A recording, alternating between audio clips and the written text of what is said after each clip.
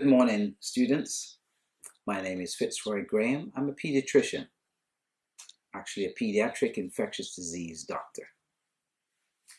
This morning we're going to be talking about the human brain. First of all, let me say, the human brain is a marvelous organ. It only weighs about 3.3 pounds in weight. It's a great computer, has lots of cells. It actually has about 100 billion cells.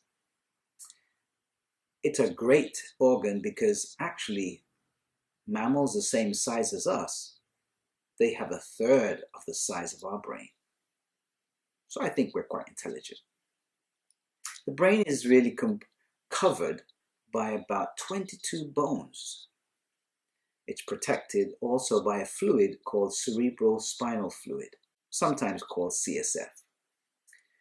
That's what we use to basically absorb the bangs and knocks that we get and protects us. The brain is an organ that uses lots of energy, at least about 20% of our energy. That's why we have to eat and sleep well, because our cells need reparation, and reparation is used and happens during the time of sleep. The human brain really has different sections. Commonly we speak about the cerebrum, we speak about the cerebellum, the cerebral cortex, we speak about the brain stem, and those are the main parts that we usually speak about. We just need to talk right now about a very important part. All of them are important, but most important, the cerebral cortex. That is actually the part where we make judgment calls. Yeah. And we know right and wrong from right there. Then we have the cerebellum, and that part has to do more with how we perceive movement and things like that. The brainstem is so important because guess what? Without it, we won't be able to breathe. We're not going to be able to have a good heart rate, or we won't have one at all. So these things happen without us even making an effort. Very important. So this morning, the brain is a very important part of our body to be considered in the discussion that we will have today. Why?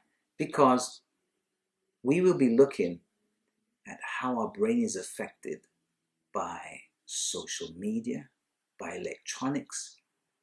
Let's see. It's said that about a good 60 to 70% of kids between the age of 11 to around 18 use an electronic device at least 4 to 6 hours per day. Sometimes it's called screen time. In extreme cases, it goes up to an average of 9 hours a day. This is affecting our health. We now have sleep disorders related to that, behavior disorders related to that. We even have eating disorders related to that. And sadly, we have mental disease related to that, anxiety, depression. And so we need to be balanced about these things. We do know that there's a saying called monkey see, monkey do. Now, where does that come from? Well, it's a saying that's been around for a long while, but a scientist in Italy back in the late 80s found out something very important with our brain cells. These brain cells he was studying, he found them to be called mirror neurons. Now, what's all that about? Mirror neurons are cells in the brain that seems to do something very interesting. Now, how did he find out about this? Well, he was in the lab one day and he was looking at peanuts, and a monkey in the lab had electrodes on his head. And whenever the electrodes would fire, he would notice a blip on his screen. And how would they fire? Well, if you give the peanut to a monkey, then his brain cells would give a wave, and we would see that registered. After a few days, he came in and took one of the peanuts and ate that peanut himself. Guess what happened? Yes, you're right. The monkey's brain cell made frequency waves as though he was eating. So he tried it again. And for sure, those brain cells fired again and made waves equal to someone who was actually eating.